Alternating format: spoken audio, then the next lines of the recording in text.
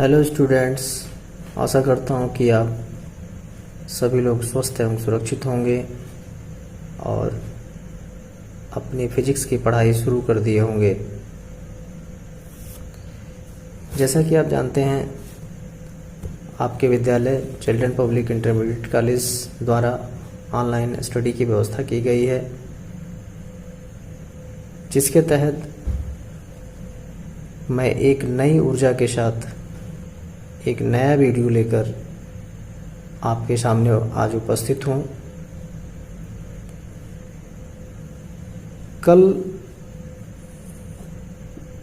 जहाँ तक हम लोगों ने पढ़ाई की थी, आज उसके आगे का फिजिक्स डिस्कस किया जाएगा, जो फिजिक्स लेक्चर 2 के नाम से होगा। तो आइए वीडियो की शुरुआत करते हैं।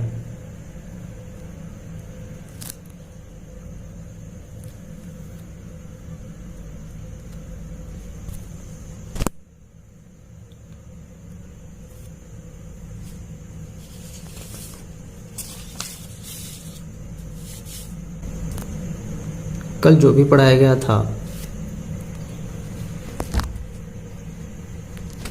उसको मैं 1 मिनट में रिवाइज करना चाहूँगा, ताकि आपके दिमाग में फिर से वो बातें आ जाएं।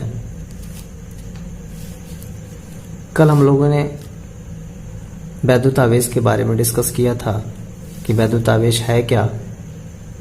तो वैद्युत आवेश किसी पदार्थ का एक गुण है जो किसी अन्य वस्तु पर बल का अनुभव कराता है। यह 2 प्रकार का होता है, धनावेश तथा ऋणावेश।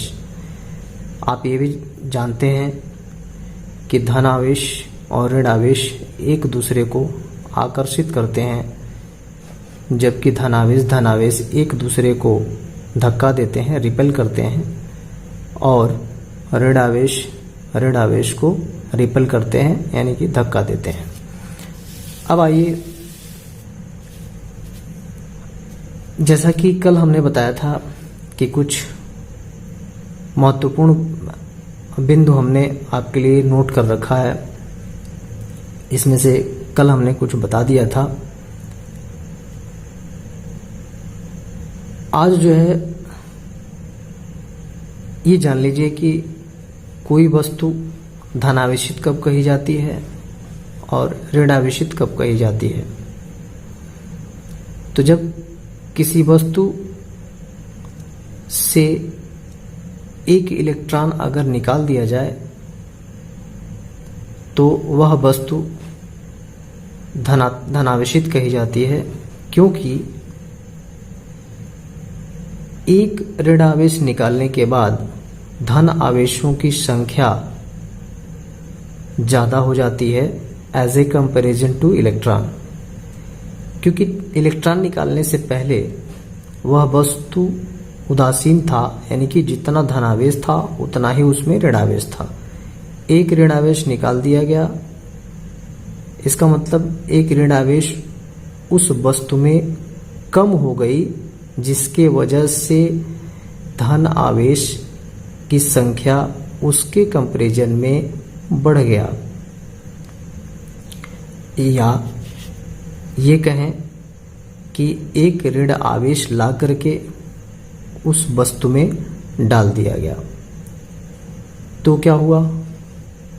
ऋणावेश डालने से पहले वस्तु में जितना धनावेश था उतना ही ऋणावेश था। एक इलेक्ट्रॉन बाहर से डाल दिया गया, तो इसका मतलब कि ऋण आवेशों की संख्या धन आवेश की अपेक्षा बढ़ गई। तो अब वस्तु ऋणावेशित हो गई, ऋणावेशित कहा जाएगा।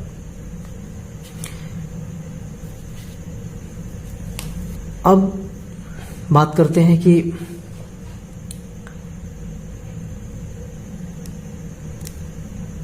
कांच की छड़ को रेशम से रगड़ने पर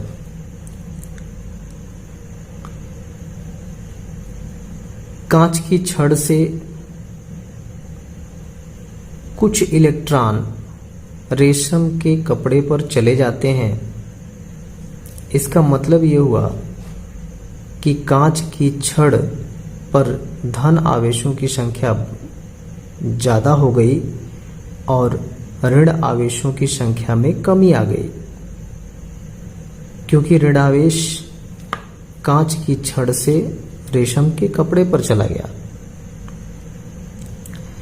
तो कांच की छड़ धनावेशित कही जाएगी, यानी कि धनावेशित हो गई, और रेशम का कपड़ा ऋणावेशित हो गया।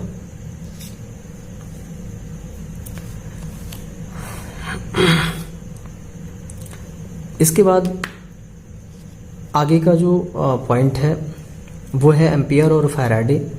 ये साइंटिस्ट थे, आप लोग जानते भी हैं। इनके अनुसार, यानी कि इन लोगों ने बताया कि गतिशील आवेश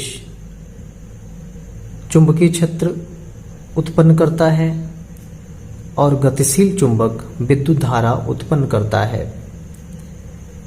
इसका उदाहरण भी आप लोगों को शायद पता होगा या नहीं होगा, तो मैं यही बता दूं आप लोगों को कि गतिशील चुंबक विद्युत धारा उत्पन्न करता है। इसका उदाहरण जनरेटर आप लोगों ने देखा होगा।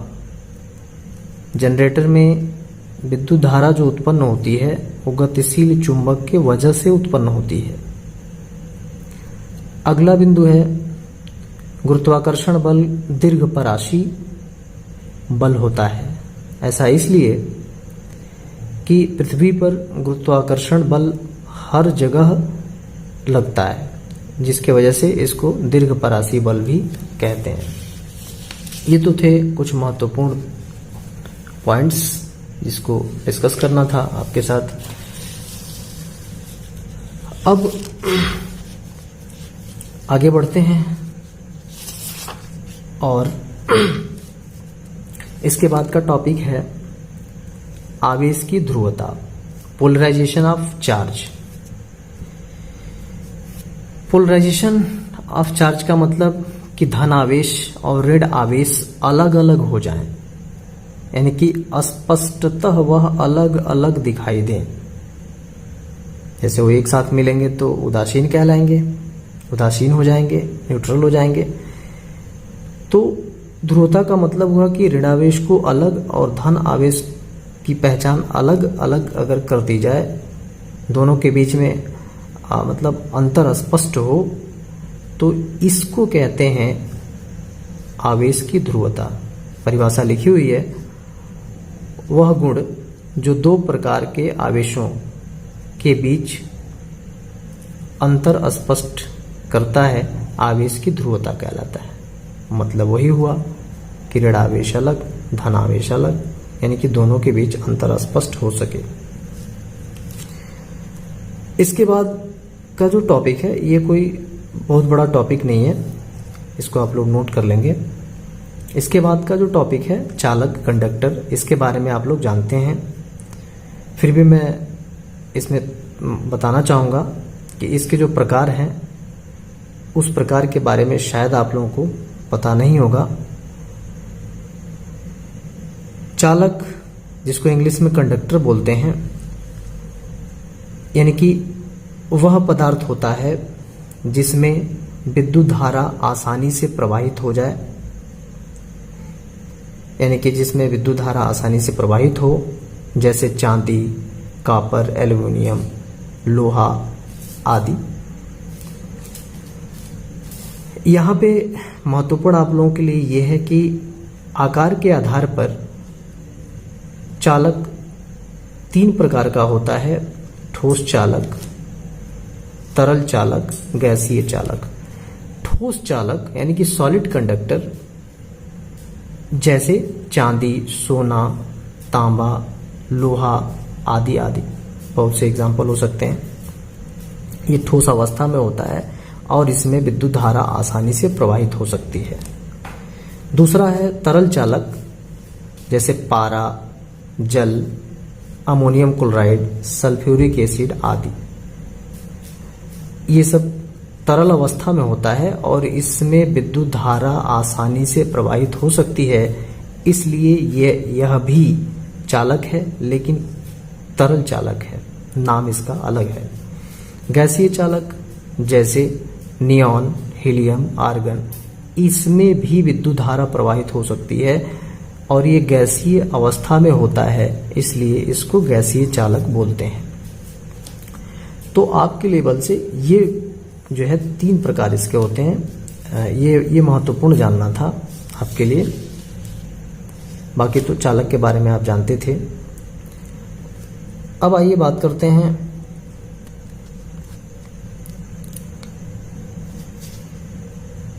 कि सबसे उच्च चालकता किस पदार्थ की होती है।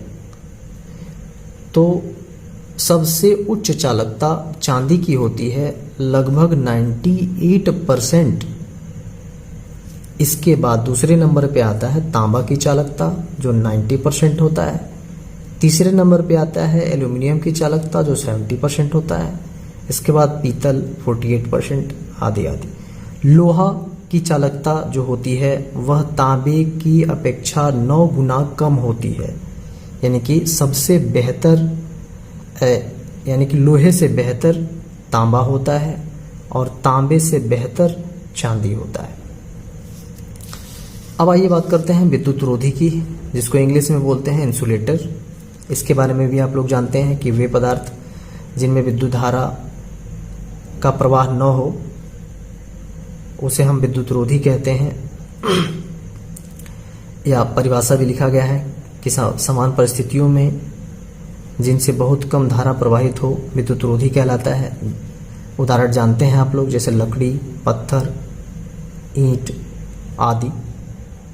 प्लास्टिक भी हो जाएगा, शीशा हो जाएगा। इन सब में विद्युत धारा प्रवाहित नहीं होती है तो उसको विद्युत रोधी बोलते हैं। लेकिन यहाँ एक चीज याद रखिएगा कि इस दुनिया में कोई ऐसी वस्तु नहीं है जो पूर्णतः विद्युत रोधी हो। जो लकड़ी, पत्थर, इन सब का जो हम लोग उदाहरण दे रहे हैं, इसमें थोड़ी बहुत मात्रा में विद्युत धारा प्रवाहित होती है, लेकिन इतनी कम मात्रा में होती है कि उसका एहसास हमें नहीं होता। जैसे मोबाइल चार्जर एडाप्टर लगा देते हैं आप प्लग में और उसमें विद्युत धारा प्रवाहित होने लगती है, लेकिन उसके एक नोब को टच करते हैं तो करंट नहीं लगती, जबकि उस नोब को मोबाइल में लगाते हैं तो तुरंत चार्ज होने लगता है। इसका मतलब ये हुआ कि उसमें विद्युत धारा प्रवाहित हो रही है, लेकिन उतनी मात्रा में नहीं हो रही है जो हमें एहसास हो सके। अब अगला टॉपिक है अर्धचालक, जिसको बोलते हैं सेमीकंडक्टर। ये आप लोगों के लिए इंपॉर्टेंट है। अर्धचालक जैसा नाम है, यानी कि यह चालक और विद्युत रोधी के बीच की कड़ी है। यानी कि इसकी चालकता चालक और विद्युत रोधी के बीच का होता है। जैसे इसका उदाहरण है जर्मेनियम सिलिकॉन। तो परिभाषा बनाएंगे कैसे? जब इसकी चालकता चालक और विद्युत रोधी के बीच का होता है तो परिभाषा भी वैसे ही बनाएंगे। वे पदार्थ जिनकी चालकता चालक और अचालक के बीच का हो अर्धचालक कहलाता है, जैसे जर्मेनियम, सिलिकॉन आदि। ये याद रखिएगा एग्जाम्पल, आगे इसका पूरा डिस्क्रिप्शन मिलेगा आपको। अब नेक्स्ट टॉपिक है आवेशन की विधियां। आवेशन की विधियां मतलब किसी वस्तु को हम आवेशित कैसे करें, उसके कौन कौन से तरीके हैं। तो उसके मुख्यतः 3 तरीके होते हैं। पहला होता है घर्षण द्वारा आवेशन, चार्जिंग बाय फ्रिक्शन। दूसरा होता है चालन द्वारा आवेशन, चार्जिंग बाय कंडक्टर। तीसरा होता है प्रेरण द्वारा आवेशन, यानी कि चार्जिंग बाय इंडक्शन। ये आवेशन की विधियां, यानी किसी भी वस्तु को हम 3 विधियों से आवेशित कर सकते हैं। आइए एक एक के बारे में डिस्कस करते हैं और मैं पूरा कॉन्सेप्ट देने की कोशिश करूंगा।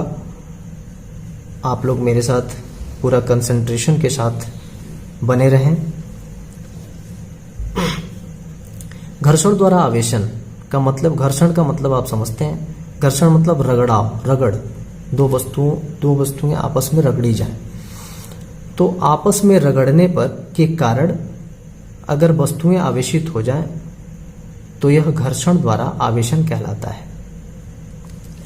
जैसे अभी पीछे हमने बताया कि कांच की छड़ को रेशम के कपड़े से रगड़ने पर कांच की छड़ से ऋण आवेश रेशम के कपड़े पर चले जाते हैं, जिसके वजह से कांच की छड़ धनावेशित और रेशम का कपड़ा ऋण आवेशित हो जाता है। तो ये दोनों आवेशित हो गए, रगड़ने से पहले आवेशित नहीं थे। दोनों पर आवेश, कांच की छड़ पर जितना आवेश था, धनावेश और ऋणावेश की मात्रा थी, उतना ही रेशम के कपड़े पर भी धनावेश और ऋणावेश की मात्रा थी। दोनों न्यूट्रल थे, दोनों उदासीन थे। जब रगड़ा गया आपस में तो कांच की छड़ से इलेक्ट्रॉन कहाँ चले गए? रेशम के कपड़े पे चले गए, जिसकी वजह से कांच की छड़ में इलेक्ट्रॉनों की कमी आई और धनावेश की संख्या बढ़ गई, तो धनावेशित हो गया। और रेशम के कपड़े पर ऋणावेश चला गया, तो यानी कि वहां ऋणावेशों की संख्या बढ़ गई। इस तरह से कांच की छड़ धनावेशित हो गया और रेशम का कपड़ा ऋणावेशित हो गया। तो मुझे आशा है कि घर्षण द्वारा आवेशन आप लोगों को समझ में आया होगा।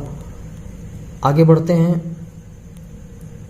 अगला है चालन द्वारा आवेशन, यानी कि चार्जिंग बाय कंडक्टर।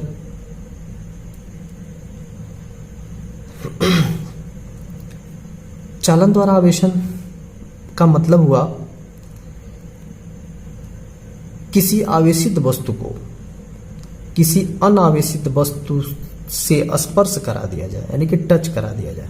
जैसे मान लीजिए कि ये एक पेन है हमारे पास, एक पेन ये है, दो वस्तु हो गई।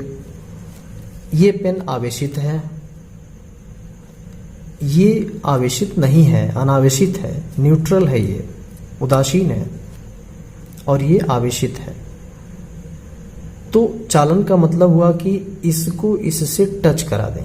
तो जब ही टच कराएंगे तो इसका आवेश, इस पर जो आवेश है वह इस पर स्थानांतरित होने लगेंगे, और यह स्थानांतरण तब तक होता है बड़ी ईमानदारी के साथ जब तक कि दोनों पर आवेश समान रूप से डिस्ट्रीब्यूट ना हो जाए, यानी कि समान रूप से वितरित ना हो जाए। तब तक ये आवेशों का डिस्ट्रीब्यूशन होता रहता है, यानी कि आवेश का स्थानांतरण होता रहता है। इस प्रकार ये भी क्या हो गया? अनावेशित था, अब क्या हो गया? आवेशित हो गया। तो एक विधि ये जो है इसको कहते हैं चालन द्वारा आवेशन। अब जो सबसे महत्वपूर्ण है, आपके लिए इंपॉर्टेंट है, वो है प्रेरण द्वारा आवेशन, चार्जिंग बाय इंडक्शन। कैसे होता है प्रेरण द्वारा आवेशन, ये समझते हैं। और अगर कोई आपके मन में, दिमाग में अगर क्वेश्चन बनता हो, क्रॉस क्वेश्चन बनता हो, तो हमें कमेंट बॉक्स में लिखकर जरूर भेजें। मैं वहां से रिप्लाई करने की कोशिश करूंगा, आपको बताने की कोशिश करूंगा, या मेरा नंबर आप लोगों के पास है, आप फोन करके पूछ सकते हैं। प्रेरण द्वारा आवेशन यह जो है ऐसी प्रक्रिया है जिसमें एक आवेशित वस्तु को एक अनावेशित वस्तु के संपर्क में सिर्फ लाते हैं। मतलब ये कि संपर्क में लाने का मतलब ये कि इसके पहले वाले में, चालन में, तो हम एक आवेशित वस्तु को एक अनावेशित वस्तु से टच करा दिए, लेकिन प्रेरण द्वारा आवेशन में ऐसा नहीं करेंगे। एक वस्तु आवेशित लेंगे, दूसरी वस्तु अनावेशित लेंगे। अब ये प्रेरण द्वारा आवेशन का मतलब कि इस आवेशित वस्तु को अनावेशित वस्तु के पास ले जाके रख देंगे, टच नहीं कराएंगे। तो होता क्या है कि जब ही आवेशित वस्तु को अनावेशित वस्तु के पास ले जाते हैं तो अनावेशित वस्तु भी आवेशित हो जाती है, यानी कि इस पर भी आवेश आ जाते हैं, जिसको कहते हैं प्रेरण द्वारा आवेशन। यानी कि बिना स्पर्श कराए अनावेशित वस्तु भी आवेशित हो गई, इसी को कहते हैं प्रेरण द्वारा आवेशन। तो परिभाषा आप बना सकते हैं कि वह प्रक्रिया जिसमें किसी आवेशित वस्तु को किसी अनावेशित वस्तु से बिना संपर्क कराए केवल उसके निकट ले जाने पर आवेशित हो जाए तो इसे प्रेरण द्वारा आवेशन कहते हैं। या एक छोटा सा परिभाषा इसकी बना सकते हैं, किसी वस्तु को बिना स्पर्श किए आवेश देने की प्रक्रिया को प्रेरण द्वारा आवेशन कहते हैं। बिना स्पर्श किए, टच नहीं कराना है। जबकि चालन द्वारा आवेशन में आप लिखेंगे कि आवेशित वस्तु को किसी अनावेशित वस्तु के से स्पर्श कराई जाती है तो अनावेशित वस्तु भी आवेशित हो जाती है, यानी कि आवेश का स्थानांतरण होने लगता है, अर्थात दोनों पर समान प्रकृति के आवेश आ जाते हैं। इस प्रक्रिया को चालन द्वारा आवेशन कहते हैं। तो इसमें फर्क क्या है? इसमें टच करा रहे हैं दोनों को, इसमें टच नहीं करा रहे हैं। इसके बाद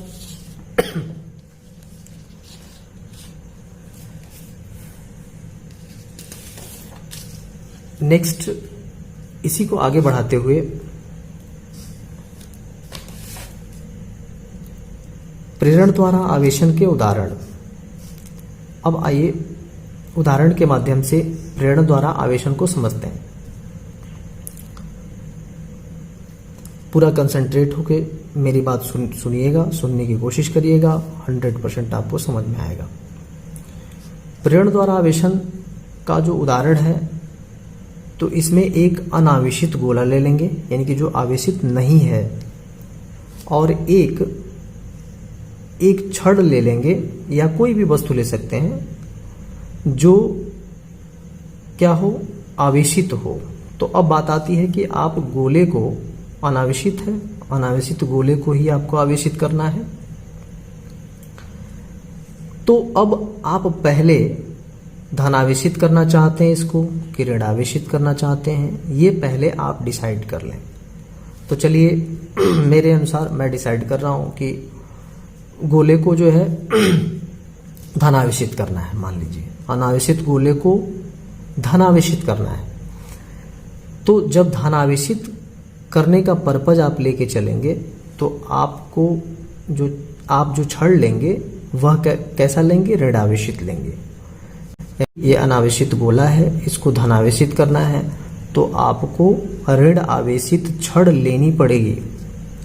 तो चलिए फर्स्ट स्टेप में सर्वप्रथम हम लोग एक अनावेशित गोला लेते हैं और एक विपरीत आवेश का, मतलब कि अगर धनावेशित करना है तो ऋण आवेशित छड़ लेते हैं। सेकंड स्टेप में क्या करते हैं कि इस छड़ को इस अनावेशित गोले के पास ले जाते हैं, टच नहीं कराते हैं, क्योंकि प्रेरण में हमने बताया कि टच नहीं कराना है। तो इस छड़ को इस गोले के पास ले गए, देखिए ये गोला और ये छड़ आ गया। तो जब ही इस अनावेशित गोले के पास ये छड़ पहुंचता है, तो चूंकि ये आवेशित है और इस पर आवेश कौन सा है, ऋण आवेश है, तो जानते हैं आप कि ऋण आवेश धन आवेश को क्या करेगा, अपनी तरफ अट्रैक्ट करता है। तो अब चूंकि ये गोला अनावेशित है का मतलब ये नहीं है कि इसमें आवेश नहीं है, इसमें आवेश है, जितने धनावेश हैं उतने ऋण आवेश हैं। तो जब ये ऋणावेशित छड़ इसके पास ले जाएंगे तो इसमें से धन आवेश इसकी तरफ आकर्षित हो जाएगा, यानी कि धन आवेश जितने भी इसमें होंगे इस ऋण आवेश की तरफ आकर्षित होकर के एक तरफ आ जाएंगे, इसकी एक सतह पर, और सेम चार्जेस यानी कि समान आवेश एक दूसरे को क्या करते हैं, धक्का देते हैं। तो ऋण आवेश है तो इसमें जो ऋण आवेश होंगे उसको दूर धक्का देगा आगे की तरफ। तो अब ऋण आवेश कहाँ चले जाएंगे, दूसरी सतह पर चले जाएंगे।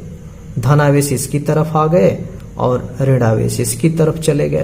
तो देखिए यहाँ पर अस्पष्टता आपको दिख रहा है, पोलराइजेशन ऑफ चार्ज, यानी कि ध्रुवण हो गया, मतलब धनावेश देखिए अलग दिख रहा है, ऋणावेश अलग दिख रहा है, इसके पहले हमने बताया।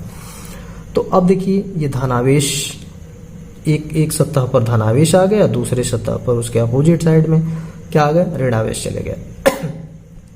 तो अभी भी प्रक्रिया पूरी नहीं हुई है, अभी भी धनावेशित नहीं हुआ ये, क्योंकि अभी भी ऋणावेश दिख रहा है।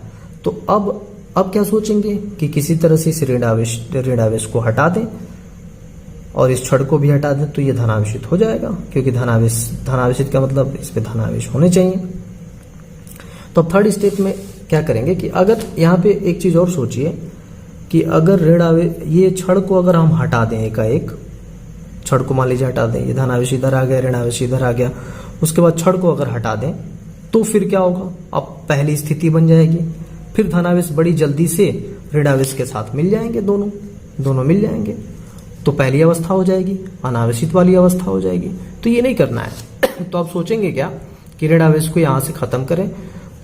तो थर्ड स्टेप में क्या करते हैं कि छड़ को बिना हटाए, आवेशित छड़ को बिना हटाए गोले के दूसरे सतह को, देखिए गोले का दूसरा सतह पृथ्वी से टच करा देते हैं, यानी कि इसको बोलते हैं भूसंपर्कित करना, भूसंपर्कित कर देते हैं।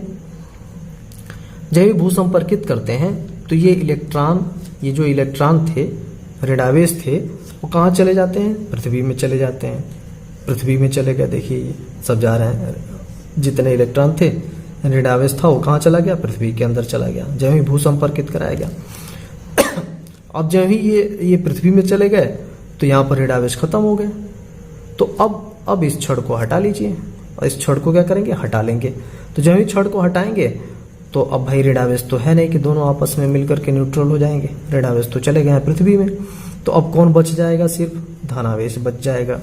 तो जब ही आप छड़ को हटाएंगे तो धन आवेश बड़ी तेजी के साथ इसके पूरे सरफेस पे समान रूप से वितरित हो जाएगा, समान रूप से फैल जाएगा। जैसे देखिए यहाँ रिजल्ट में ये धनावेश जो है पूरे सतह पर क्या होगा, फैल गए हैं। अब ये पूर्ण रूप से धनावेशित हो गया, पूर्ण रूप से क्या हो गया, धनावेशित हो गया। तो इस प्रकार जो हम लोगों का उद्देश्य था अनावेशित गोले को आवेशित करना, और वो भी हम लोग क्या मान के चले थे कि धनावेशित करना है गोले को। तो देखिए पूर्णतः क्या हो गया, यहाँ पर धनावेशित हो गया। कोई जरूरी नहीं है कि आप गोले को धनावेशित ही करेंगे, गोले को ऋणावेशित भी कर सकते हैं। तो इसके लिए करना क्या है कि आपको उल्टा प्रक्रिया करना है। अगर इसको ऋणावेशित करना है तो छड़ कैसा लेंगे, धनावेशित लेंगे, और सेम यही प्रोसेस करेंगे तो लास्ट में क्या मिलेगा, यहाँ धन की जगह ऋणावेश मिलेगा। इस प्रकार हम उस एक अनावेशित गोले को या किसी वस्तु को धनावेशित भी कर सकते हैं और ऋणावेशित भी कर सकते हैं। किसके द्वारा, तो प्रेरण के द्वारा। ठीक है, तो आज के लिए इतना ही। मैं आशा करता हूँ कि आप लोगों को पूर्ण रूप से मेरी बात समझ में आई होगी, ये टॉपिक पूर्ण रूप से क्लियर हो गया होगा। अगर नहीं हुआ होगा, कोई क्रॉस क्वेश्चन बन रहा होगा, तो कमेंट बॉक्स में लिख करके हमें ज़रूर बताएं या कॉल करके हमसे पूछें। आपका कन्फ्यूज़न हम हमेशा दूर करने की कोशिश करते रहे हैं, और आज भी आपके कन्फ्यूज़न को मैं दूर करूंगा, क्योंकि आप कन्फ्यूज़न लेके पढ़ाई नहीं कर पाएंगे। आपका कॉन्सेप्ट क्लियर रहेगा तो रटने की ज़रूरत नहीं पड़ेगी। और फिजिक्स रटने की चीज़ नहीं है, रटने का सब्जेक्ट नहीं है। फिजिक्स समझने का सब्जेक्ट है। समझेंगे तो आसान हो जाएगा, नहीं समझेंगे तो टफ हो जाएगा आपके लिए, रटना मुश्किल है। तो इन्हीं सब बातों के साथ ढेर सारी शुभकामनाएं आपके लिए, और आप पढ़ते रहिए पूरी ऊर्जा के साथ, हमारे साथ लगे रहिए। हम अपनी ऊर्जा आपको डेली देने की कोशिश करूंगा, उसे आप ग्रहण करते रहें, अपनी पढ़ाई प्रॉपर करते रहें पूरी जिम्मेदारी के साथ। आपको कोई दिक्कत नहीं आएगी। धन्यवाद।